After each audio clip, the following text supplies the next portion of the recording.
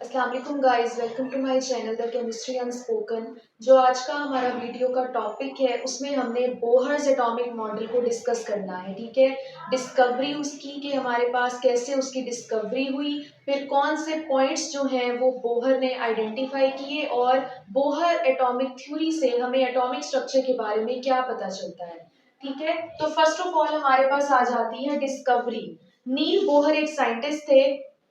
उन्होंने 1913 में Bohr atomic theory को जो है वो डिस्कवर किया था, या हम कह सकते हैं कि इन्वेंट किया था कि हमारे पास जो है वो एटॉमिक स्ट्रक्चर जो है ना उसकी उसमें अरेंजमेंट किस तरह से होती है। ठीक है, तो 1913 में नील बोहर ने डिस्कवरी की थी बोहर्स एटॉमिक थ्योरी की। ठीक है, अब इंट्रोडक्शन में हमारे पास कौन कौन से पॉइंट्स आ जाते हैं कि हमारे पास ना बोहर एटॉमिक थ्योरी बेसिकली है क्या। Electron revolves around the nucleus of atom in specific paths called orbits. First postulate या first point Bohr atomic theory का क्या था कि जो इलेक्ट्रॉन्स हैं, क्योंकि बोहर एटॉमिक थ्योरी ना डिस्कवरी ऑफ इलेक्ट्रॉन, प्रोटॉन और न्यूट्रॉन के बाद आई है। ठीक है, तो हमारे पास बोहर एटॉमिक थ्योरी में क्या कहा गया था कि जो इलेक्ट्रॉन्स हैं वो न्यूक्लियस के जो है वो इर्द गिर्द रिवॉल्व तो करते हैं लेकिन फिक्स्ड पाथ्स में। ठीक है, उनका जो और यानी उनका जो पाथ है वो फिक्स्ड है, सर्कुलर पाथ्स में जो है वो रिवॉल्व करते हैं लेकिन वो फिक्स्ड पाथ है। और उस फिक्स्ड पाथ को नेम क्या दिया गया था, ऑर्बिट का, कि हमारे पास जो इलेक्ट्रॉन है वो बेसिकली ऑर्बिट्स में रिवॉल्व करता है अराउंड द न्यूक्लियस। ठीक है, When electron revolves in the orbit, its energy is fixed। और जब भी इलेक्ट्रॉन ऑर्बिट में रिवॉल्व करता है तो उसकी एनर्जी क्या होती है, बहुत यानी फिक्स होती है। एक अमाउंट ही होगी एनर्जी की, एनर्जी चेंज नहीं होती। ठीक है, हर ऑर्बिट में इलेक्ट्रॉन की एनर्जी फिक्स रहती है। ठीक है, ये सेकंड पॉइंट था। थर्ड पॉइंट क्या था, due to fixed energy of electron these orbits are called energy levels.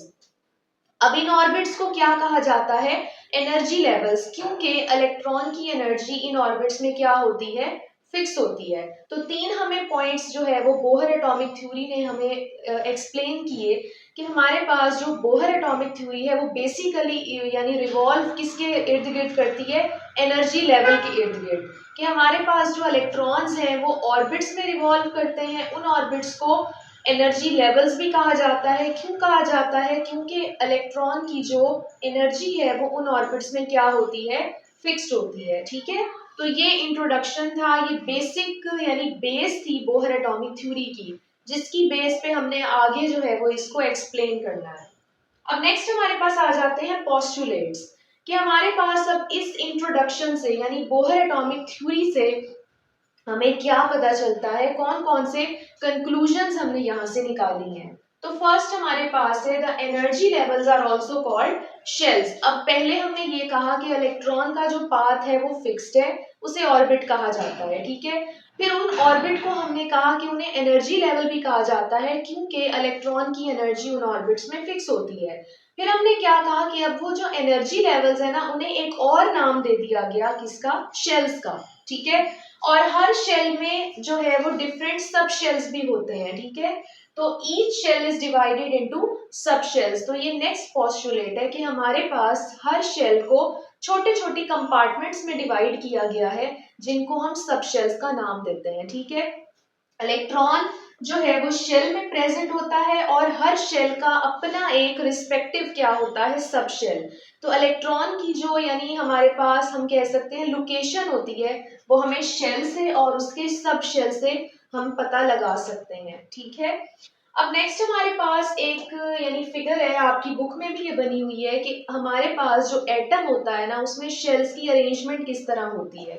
तो ये हमारे पास सेंटर में न्यूक्लियस होता है। ठीक है, न्यूक्लियस के साथ हमारे पास है फर्स्ट शेल। ठीक है, फर्स्ट शेल का जो नेम है उसे हम के शेल कहते हैं और वहां जो n की वैल्यू है वो 1 है, यानी कि हमारे पास जो n की वैल्यू है ना वो एनर्जी लेवल के अकॉर्डिंग होती है 1 2 3। तो फर्स्ट शेल में n की वैल्यू क्या होगी, 1। ठीक है, ये यानी सिंपल होल नंबर्स होते हैं। और इधर एनर्जी की वैल्यू हम E1 लिखेंगे। ठीक है, और फर्स्ट शेल में सब शेल कौन सा होगा, एस सब शेल होगा। ठीक है, हर शेल का अपना एक सब शेल है ना, मैंने अभी कहा है। तो के शेल के अंदर एस सब शेल होगा। ठीक है, सेकंड हमारे पास है सेकंड शेल, तो उसको हम कहते हैं एल शेल। ठीक है, एल शेल में एन की वैल्यू क्या होती है 2, क्योंकि ये सेकंड शेल है। और इसमें एनर्जी की वैल्यू हम क्या लिखेंगे E2। और हमारे पास इसमें कौन से शेल्स होते हैं, एस और पी सब शेल्स। ठीक है, जैसे जैसे हम शेल इंक्रीज करते जाते हैं सब शेल्स का नंबर भी इंक्रीज करता जाता है। ठीक है, नेक्स्ट हमारे पास है थर्ड शेल। थर्ड शेल को हम कहते हैं एम शेल। ठीक है, और उसमें एन की वैल्यू क्या होगी 3 होगी। एनर्जी की वैल्यू हम E3 से लिखेंगे। और इसमें कौन से सब शेल्स होंगे, एसपीडी और एसपीडी जो है वो सब शेल्स होंगे। ठीक है, उसके बाद नेक्स्ट हमारे पास होगा फोर्थ शेल होगा। ठीक है, उसको हम क्या कहते हैं एन शेल। ठीक है, और उसमें कौन से सब शेल्स प्रेजेंट होते हैं, एसपीडी और एफ सब शेल्स होते हैं, यानी चारों सब शेल्स हमारे फोर्थ वाले शेल में आ जाते हैं। ठीक है, तो ये हमारे पास ना बोहर्स एटॉमिक थ्योरी ने हमें एक एटॉमिक स्ट्रक्चर की अरेंजमेंट दी थी कि हमारा जो एटम है ना वो किस तरह शेल्स में अरेंज्ड होता है। ठीक है, अब ये जो पोस्टुलेट्स हैं इनसे हमें ना क्या क्या कंक्लूड हमने किया है, क्या क्या प्रिडिक्शंस हमने की हैं, वो हम देख लेते हैं। प्रिडिक्शंस में क्या है कि अगर हमने इलेक्ट्रॉन का नंबर फाइंड करना है ना हर शेल में, तो उसके लिए फॉर्मूला क्या है 2n²। ठीक है, n की वैल्यू क्या है ये वाली, हम हर शेल की n की वैल्यू लिखेंगे। ठीक है, और उससे हमें पता चलेगा कि हमारे पास ना कितने इलेक्ट्रॉन्स एक शेल में आ सकते हैं। ठीक है, तो अगर हमने इलेक्ट्रॉन जो है वो देखना है तो हम क्या करेंगे, अब 2 के आगे अगर हम 1 लगा दें n की वैल्यू, तो हमारे पास क्या आएगा आंसर 2। यानी कि हमारा जो फर्स्ट शेल था उसके अंदर 2 इलेक्ट्रॉन्स ही आ सकते हैं, 2 से कम या 2 से ज्यादा नहीं आ सकते। ठीक है, उसके बाद अगर हम 2 की n की वैल्यू 2 लगा दें, ठीक है, तो हमारे पास 2 का स्क्वायर हो जाएगा 4 और 4 इंटू 2 क्या हो जाएगा 8। तो हमारे पास जो सेकंड शेल है हमारा, जो कि हमारा एल शेल है, उसके अंदर कितने इलेक्ट्रॉन्स आ सकते हैं, 8 इलेक्ट्रॉन्स आ सकते हैं। ठीक है, उसी तरह अगर हम थर्ड शेल की बात करें तो थर्ड शेल में हमारे पास 18 इलेक्ट्रॉन्स आ सकते हैं। फोर्थ शेल में हमारे पास 32 इलेक्ट्रॉन्स आ सकते हैं। तो ये हमें कैसे पता चला, हमने एक फॉर्मूला बनाया बोहर एटॉमिक थ्योरी के अकॉर्डिंग कि बोहर एटॉमिक थ्योरी से हमें n की वैल्यू पता चली कि हमारे पास इतने शेल्स होते हैं, तो हम 2n² से number of electrons find out कर सकते हैं जो हर शेल में आ सकते हैं।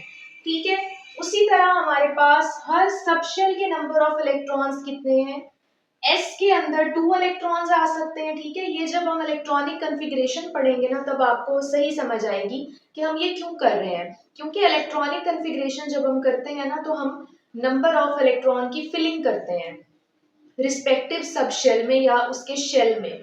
ठीक है, तो ये इसके लिए यानी हमें पता होना चाहिए इलेक्ट्रॉनिक कन्फिग्रेशन करने के लिए कि हर सब शेल में कितने इलेक्ट्रॉन्स आ सकते हैं। ठीक है, तो s के अंदर 2 इलेक्ट्रॉन्स आ सकते हैं, p के अंदर 6 इलेक्ट्रॉन्स आ सकते हैं। ठीक है, सब शेल की बात हो रही है, शेल की बात हमने इधर कर ली है। d के अंदर 10 इलेक्ट्रॉन्स आ सकते हैं। ठीक है, और f के अंदर 14 इलेक्ट्रॉन्स आ सकते हैं। तो ये जो है वो इम्पोर्टेंट यानी पॉइंट्स हैं ये वाले, यानी प्रिडिक्शंस जो है ना ये इस पूरी थ्योरी में याद रखने वाली है कि हमारे पास हमें पूरी जो थ्योरी है ना उससे हमें ये चीजें कंक्लूड हुई थी, जो हमें इलेक्ट्रॉन का जो हमारे पास लोकेशन है या इलेक्ट्रॉन की फिलिंग है वो हम इन प्रिडिक्शन से आसानी से फाइंड आउट कर सकते हैं। ठीक है, तो बोहर्स एटॉमिक मॉडल जो है वो आपकी बुक में इतना ही एक्सप्लेन हुआ है। ठीक है, जिसमें आपने बस ये सीखना है कि हम इलेक्ट्रॉन्स की फिलिंग कैसे करते हैं और बोहर एटॉमिक थ्योरी हमें बताती क्या है। ठीक है, तो मुझे उम्मीद है कि आपको वीडियो बहुत अच्छी लगी होगी। मेरे चैनल को लाइक शेयर और कमेंट्स भी करें और सब्सक्राइब भी करें मेरे चैनल को, और मेरी वीडियोस पे लाइक भी करें, कमेंट भी करें कि आपको वीडियोस कैसी लगती हैं, और अपना ख्याल रखें। तब तक के लिए अल्लाह हाफिज़।